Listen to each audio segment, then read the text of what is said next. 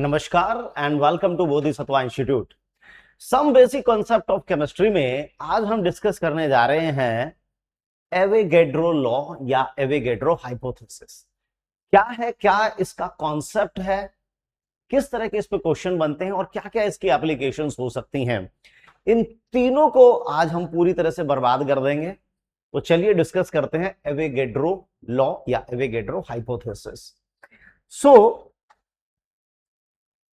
क्या कहा जाता है कि अगर हम अलग अलग गैसेस लें और उन गैसेस को हम सेम कंडीशन में रख दें तो क्या होता है। देखिए, मैं एक एग्जांपल के साथ आगे करता हूं।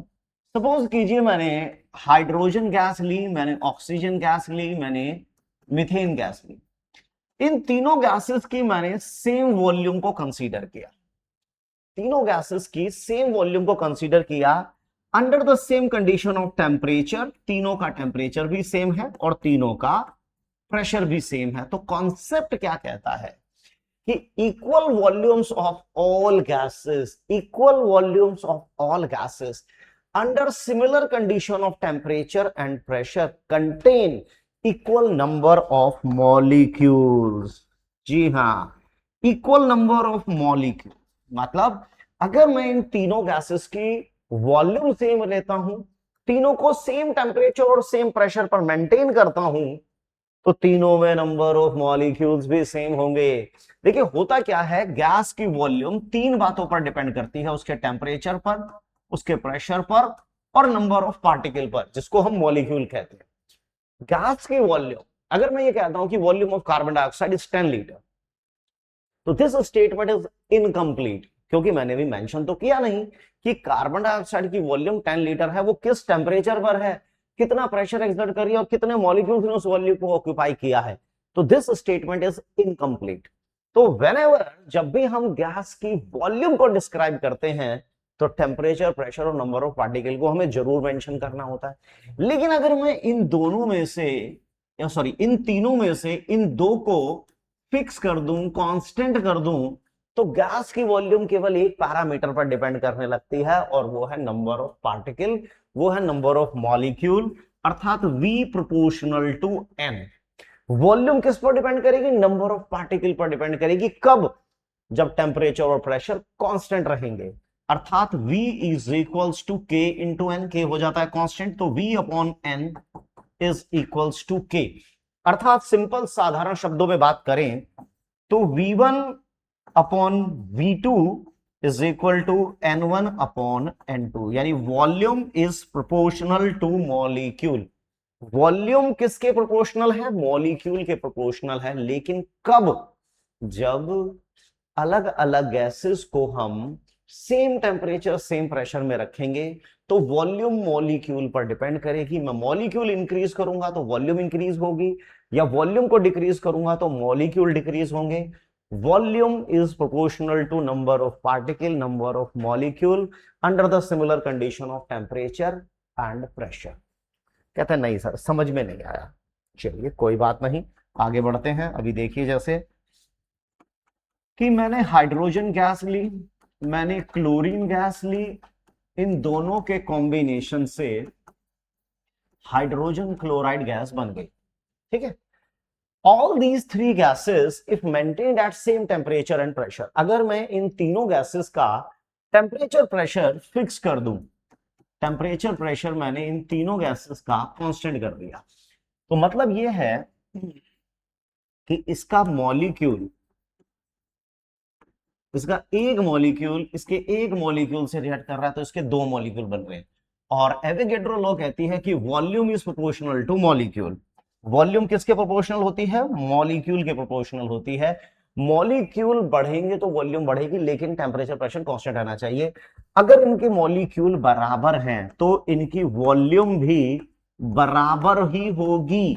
अगर इनके मॉलिक्यूल बराबर हैं तो वॉल्यूम बराबर होगी। मॉलिक्यूल डबल तो वॉल्यूम भी डबल हो गई, वॉल्यूम भी डबल हो गई। ठीक, कहने का मेरा मतलब यह है कि इनकी वॉल्यूम बराबर है तो इनके अंदर मॉलिक्यूल बराबर, वॉल्यूम डबल तो मॉलिक्यूल डबल। एन से डिवाइड कर दूंगा तो एक मॉलिक्यूल, एक मॉलिक्यूल, दो मॉलिक्यूल। तो कोई दिक्कत नहीं है, हाइड्रोजन का 1 मॉलिक्यूल क्लोरीन के 1 मॉलिक्यूल से रिएक्ट करके HCl के 2 मॉलिक्यूल दे रहा है, कोई दिक्कत नहीं है इसमें, बिल्कुल आराम से, कि 1 molecule of hydrogen combining with 1 molecule of chlorine and form 2 molecules of HCl। ठीक है, कोई दिक्कत नहीं है। बट मैं अगर इसको थोड़ा सा चेंज कर दूं, अगर मैं इसको चेंज कर दूं, मैं इसको half H2 half Cl2 changes to HCl कर दूं तो भी कोई दिक्कत नहीं है। H2Cl2 HCl तीनों गैसेस को हमने सेम टेम्परेचर प्रेशर पर मेंटेन कर दिया है। चलिए, प्रेशर और टेम्परेचर तो हमने फिक्स कर दिया, अब वॉल्यूम डिपेंड करेगी मॉलिक्यूल्स पर। According to Avogadro law, volume depends upon molecule अगर टेम्परेचर प्रेशर कांस्टेंट है तो। अब यहां पर अगर मैं मॉलिक्यूल की बात करता हूं तो मुझे साफ दिख रहा है कि हाफ मॉलिक्यूल से रिएक्ट करके 1 मॉलिक्यूल बना रहा है। मॉलिक्यूल सेम होंगे तो वॉल्यूम भी सेम होगी, कितनी मुझे नहीं पता कितनी, तो मैंने वी मान लिया। मॉलिक्यूल डबल तो वॉल्यूम डबल, वी से डिवाइड कर देंगे तो 1 1 2 आ जाता है। अगर वॉल्यूम सेम है तो मॉलिक्यूल सेम है, या मॉलिक्यूल सेम है तो वॉल्यूम सेम है, कोई दिक्कत नहीं। यानी कि इसका आधा मॉलिक्यूल इसके आधे मॉलिक्यूल से रिएक्ट करके HCl का 1 मॉलिक्यूल बना रहा है। देखिए क्या होता है, रिएक्शन में जो पार्टिकल पार्टिसिपेट करता है, रिएक्शन में जो पार्टिकल पार्टिसिपेट करता है वो मॉलिक्यूल होता है, ना कि एटम। डाल्टन ने क्या कहा था कि atom is the indivisible particle.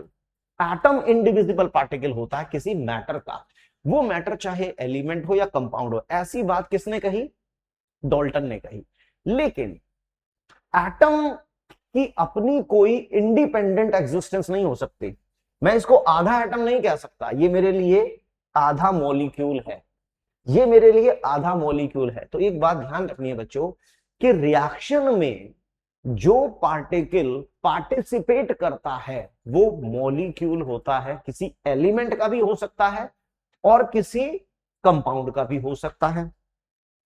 तो मॉलिक्यूल की अपनी एक इंडिपेंडेंट एग्जिस्टेंस हो सकती है, मॉलिक्यूल की अपनी एक इंडिपेंडेंट एग्जिस्टेंस होगी और वो रिएक्शन में पार्टिसिपेट करेगा और वो किसी भी एलिमेंट या कंपाउंड की प्रॉपर्टी को रिएक्शन में एग्जिबिट भी करेगा।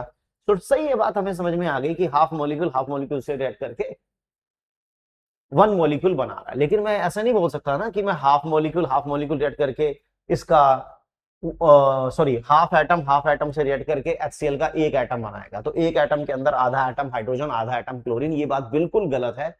ये बात कही थी बर्जीलियस ने, स्वीडिश साइंटिस्ट था, उसने ये बात कही थी। लेकिन इस बात को एवोगैड्रो ने बहुत ही बुरी तरह से रिजेक्ट कर दिया कि नहीं भाई ये बात गलत है।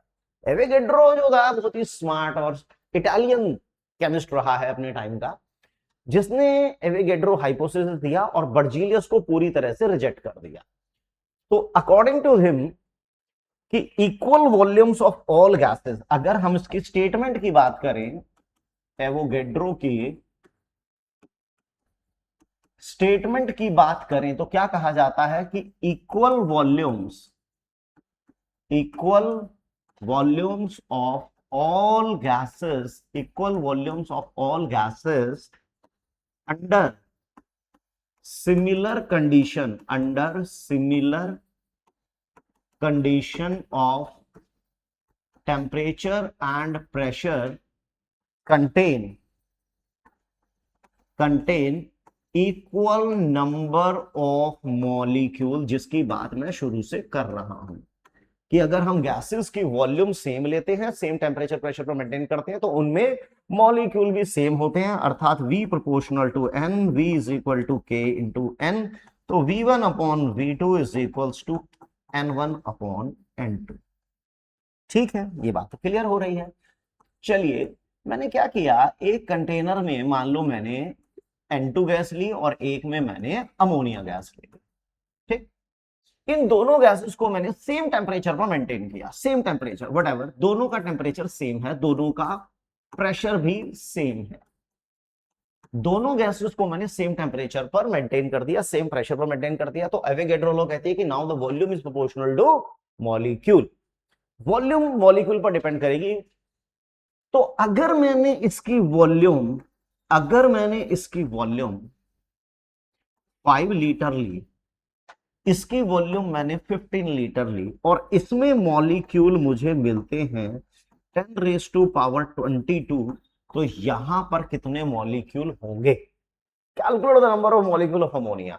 दो अलग अलग गैसेस हैं, दोनों को सेम टेम्परेचर प्रेशर पर मेंटेन किया गया है, तो वॉल्यूम मॉलिक्यूल पर डिपेंड करेगी। अगर नाइट्रोजन की वॉल्यूम 5 लीटर है, अमोनिया की 15 लीटर है, और नाइट्रोजन में इतने मॉलिक्यूल है, तो अमोनिया में कितने मॉलिक्यूल होंगे? अरे सीधी सी बात है, आपने वॉल्यूम को ट्रिपल कर दिया तो मॉलिक्यूल भी ट्रिपल हो जाएंगे, क्योंकि वॉल्यूम किस पर डिपेंड करती है? मॉलिक्यूल पर। आपने सीधा सीधा वॉल्यूम को ट्रिपल कर दिया तो मॉलिक्यूल भी ट्रिपल हो जाएंगे। That's it. अच्छा, चलिए, हमने एक तरफ ली सल्फर डाइऑक्साइड गैस और एक तरफ ले ली हमने मीथेन गैस। दोनों को हमने सेम टेम्परेचर और प्रेशर पर मेंटेन कर दिया है, अर्थात दोनों हमारे लिए कांस्टेंट है। लो क्या कहती है? लो कहती है कि गैस की वॉल्यूम तो मॉलिक्यूल पर डिपेंड करेगी, लेकिन टेम्परेचर प्रेशर कांस्टेंट होने चाहिए, क्योंकि टेम्परेचर प्रेशर बदल जाएंगे तो फिर कहानी बदल जाएगी। अगर यहां पर मॉलिक्यूल 10⁻6 है और यहां पर मॉलिक्यूल 10⁻8 है, और भाई साहब की वॉल्यूम 20 लीटर है, तो calculate the volume of methane. Methane की वॉल्यूम क्या होगी? अब देखो ना, मॉलिक्यूल इंक्रीज हुए हैं, 100 टाइम्स इंक्रीज हो गए, तो वॉल्यूम भी इंक्रीज हो जाएगी, डेफिनेटली 100 टाइम्स इंक्रीज हो जाएगी। तो इसका मैं अगर 100 टाइम्स कर दूं तो इट शुड बी 2000 लीटर, यानी V1/V2 N1/N2। V1 हमें 20 लीटर दिया हुआ था, V2 निकालना था, ये 10⁻6 एंड दिस इज 10⁻8, तो V2 इज 2000 लीटर। यानी वॉल्यूम सीधा सीधा मॉलिक्यूल पर डिपेंड करती है। वॉल्यूम इंक्रीज और डिक्रीज कुछ भी हो सकती है, it all depends upon the number of particles, number of molecule, ना कि एटम। ये ध्यान रखिएगा, बात सबसे इंपॉर्टेंट बात है। तो चलिए, अब लगे हाथों हम इसके कुछ एप्लीकेशन भी देख लेते हैं कि एप्लीकेशन क्या क्या हो सकती है। देखो, सबसे पहली बात अगर मुझे करनी होगी तो मैं करूंगा एटॉमिसिटी की। सबसे पहली बात मैं करूंगा एटॉमिसिटी की। देखिए, एटॉमिसिटी का मतलब होता है कि एक मॉलिक्यूल में कितने एटम है, number of atom in a molecule. Number of atom in a molecule is called atomicity. Number of atoms in a molecule.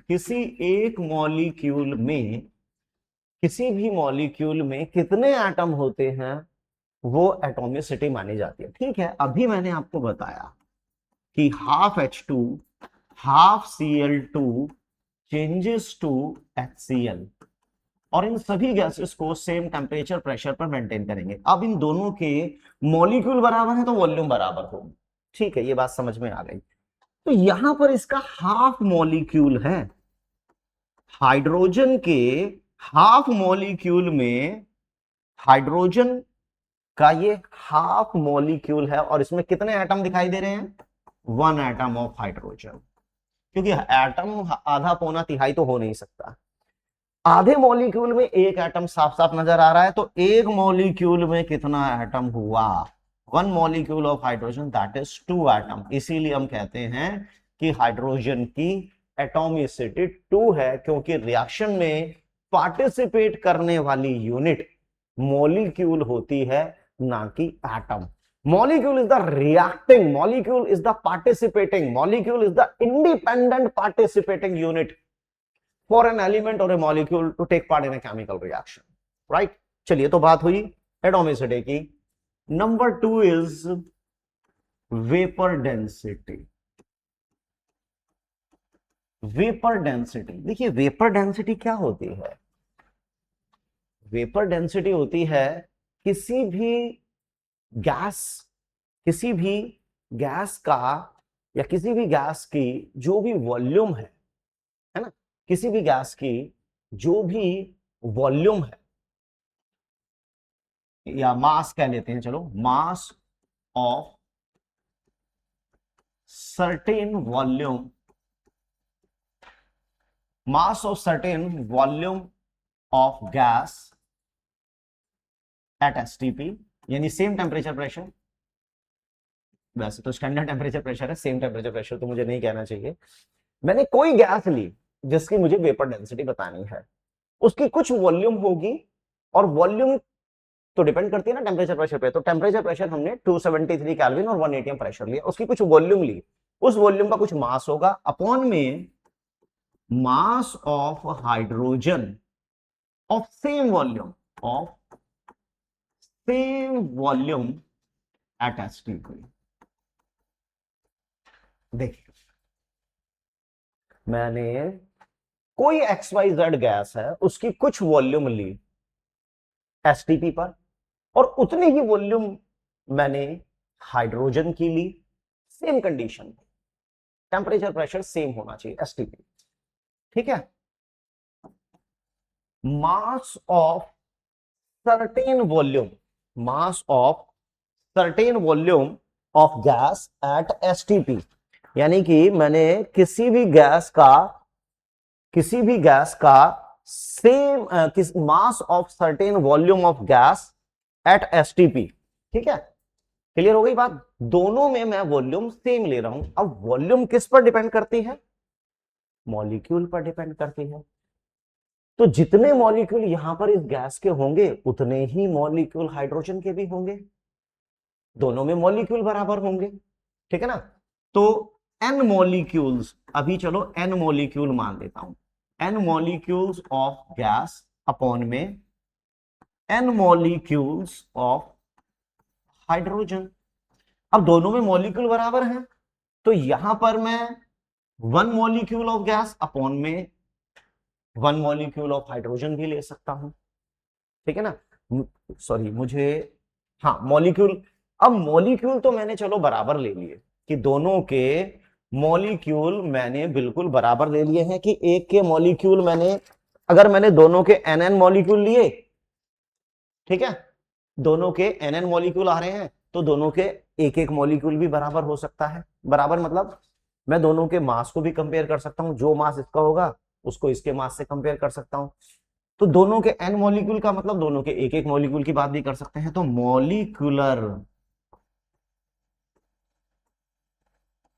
Molecular mass of जो भी गैस है अपॉन में molecular mass of hydrogen, molecular mass of hydrogen, molecular mass of hydrogen. अब hydrogen का molecular mass का मतलब है एक मॉलिक्यूल में 2 एटम होते हैं, एक एटम का मास 1 यूनिट, तो 2 एटम का मास 2 यूनिट। तो जो भी मॉलिक्यूलर मास होगा, मॉलिक्यूलर मास ऑफ जो भी वो गैस है अपॉन में 2। तो अब यहां से जो मैं निकालूंगा मॉलिक्यूलर मास मेरा क्या आएगा, molecular mass of gas, it is twice of vapour density. Twice of vapour density. देखिए वेपर डेंसिटी क्या है, किसी भी गैस कि हमने कुछ वॉल्यूम ली और उतनी ही वॉल्यूम हमने हाइड्रोजन के लिए सेम टेम्परेचर प्रेशर पर लिया, उनके मासेस को कंपेयर कर रहे हैं, क्योंकि डेंसिटी कहीं ना कहीं मास अपॉन वॉल्यूम होती है, ठीक है। मैंने वॉल्यूम सेम ले ली, तो basically I am comparing the mass. तो mass of certain volume of gas at STP upon the mass of H2 of same volume at STP, यानी कंडीशन भी सेम है। अच्छा, वॉल्यूम मैंने सेम ली, तो वॉल्यूम प्रोपोर्शन होती है मॉलिक्यूल के, तो मैंने मॉलिक्यूल्स ले लिए, दोनों में मॉलिक्यूल बराबर हैं। अच्छा, अब मैं यहां से मास पर आ गया, क्योंकि मैं स्टार्टिंग से ही मास ले रहा हूं, तो molecular mass of gas upon molecular mass of hydrogen. अब हाइड्रोजन के मॉलिक्यूल के अंदर तो 2 ही एटम होते हैं, एक का मास 1 यूनिट, तो दूसरे का मास 2 का मास 2 यूनिट हो गया। तो molecular mass of gas upon 2, 2 को इधर इंटू कर दिया, तो मोलर मास या मॉलिक्यूलर मास जो होगा it is twice of vapour density. तो ये एक सेकंड एप्लीकेशन आ जाती है एवोगैड्रो लॉ की, कि मॉलिक्यूलर मास जो गैस का होगा वो वेपर डेंसिटी का बेसिकली क्या आ जाएगा, डबल आ जाएगा। आप देख सकते हैं, एक बार गौर से देखिए आप, कि मॉलिक्यूलर मास जो आ रहा है वो कहीं ना कहीं डबल आ रहा है। ठीक है, ओके, चलिए अब थर्ड एप्लीकेशन की हम बात करते हैं, और वो होगा molecular mass of gas. Molecular mass of gas, कि किसी भी गैस का अगर मुझे मॉलिक्यूलर मास निकालना है, तो मुझे पता है ट्वाइस ऑफ वेपर डेंसिटी है। ये क्या होता है, अभी हमने निकाला ना, ट्वाइस ऑफ वेपर डेंसिटी। और वेपर डेंसिटी क्या है, अभी हमने देखा कि mass of certain volume of gas at STP upon में mass of hydrogen of same volume at STP. देखिए देखिए देखिए जरा एक बार आप गौर फरमाइए, गौर फरमाइए। ठीक है, तो अगर मैं दोनों का मास सेम वॉल्यूम का मुझे कंपेयर करना है, दोनों का मुझे मास सेम वॉल्यूम में ही कंपेयर करना है, तो मैं क्या कर सकता हूं, मैं ये कर सकता हूं कि mass mass of 1 litre of gas at STP upon में mass of hydrogen, mass of 1 litre hydrogen at STP. ठीक है, देखो ये हमने सेकंड एप्लीकेशन से तो देख लिया ना कि मोलर मास जो होता है ट्वाइस ऑफ वेपर डेंसिटी है। और वेपर डेंसिटी क्या है, किसी भी mass of certain volume of gas at STP upon mass of certain mass of the same volume of hydrogen at STP. STP का मतलब है हमने एक पर्टिकुलर कंडीशन लगा दी टेम्परेचर प्रेशर की, दैट्स इट। अच्छा, twice mass of 1 litre of gas at STP upon में mass of 1 litre of hydrogen at STP होता है 0.089। अच्छा, 2 अपॉन में मैं ये करूंगा, 2 अपॉन में 0.089 करूंगा, तो ये बनेगा 22.4 litre into mass of 1 litre of gas at STP. तो इसका मतलब मॉलिक्यूलर मास क्या होता है कि जो भी गैस का मास 22.4 लीटर का आएगा, ये स्क्रीन से बाहर तो नहीं हो रहा, यानी कि 22.4 litre of volume at STP, यानी कि मॉलिक्यूलर मास किसी भी सब्सटेंस का क्या होगा, कि खास तौर हम बात कर रहे हैं गैस की, मॉलिक्यूलर मास जिसको आगे चल के मैं मोलर मास में कन्वर्ट कर दूंगा। अगर मैं मॉलिक्यूलर मास दूंगा तो एक अलग यूनिट होती है, मोलर मास की एक अलग यूनिट होती है। तो मॉलिक्यूलर मास जो किसी गैस का होगा, it is 22.4 litre of volume at STP. जितना भी 22.4 लीटर वॉल्यूम का जो भी मास एट एसटीपी आता है, माय डियर स्टूडेंट, उससे ही मॉलिक्यूलर मास, या बाद में हम उसे मोलर मास भी कह सकते हैं। ठीक है, तो यहां पर हमने देखा कि एवोगैड्रो लॉ है क्या, क्या उसका हाइपोथेसिस है, हमने उसको एक रिएक्शन में अप्लाई करके देखा, उसको समझा कि अगर हम equal volumes of all gases लेते हैं, मैं अलग अलग गैसेस लेता हूं, उनकी सेम वॉल्यूम लेता हूं, और उन सेम वॉल्यूम को मैं सेम टेम्परेचर प्रेशर पे मेंटेन कर दूंगा, तो उनमें मॉलिक्यूल भी सेम होंगे, अर्थात volume is proportional to molecule. फिर वहां से हमने एक दो न्यूमेरिकल ट्राई करे, और उसके बाद हम कहां पर आ गए, एप्लीकेशन पे, जिसमें मैंने आपको 3 एप्लीकेशन डिस्कस की। Number 1 atomicity, number 2 vapour density, and number 3 is molecular mass of the gas. So it is all about Avogadro law. तो बच्चों मिलते हैं नेक्स्ट वीडियो में एक नेक्स्ट टॉपिक के साथ। टिल देन पढ़ते रहिए, आगे बढ़ते रहिए। Thank you very much.